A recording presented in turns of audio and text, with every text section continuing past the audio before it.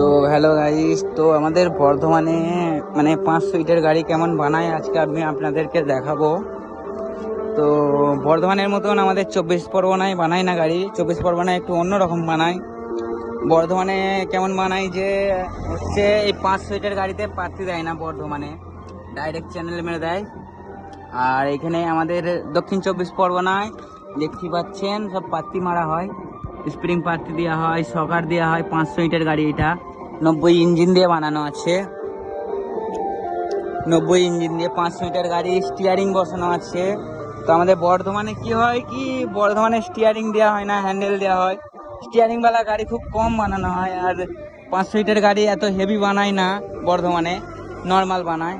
আর steering রাখার জায়গাটা দেখো গাইস।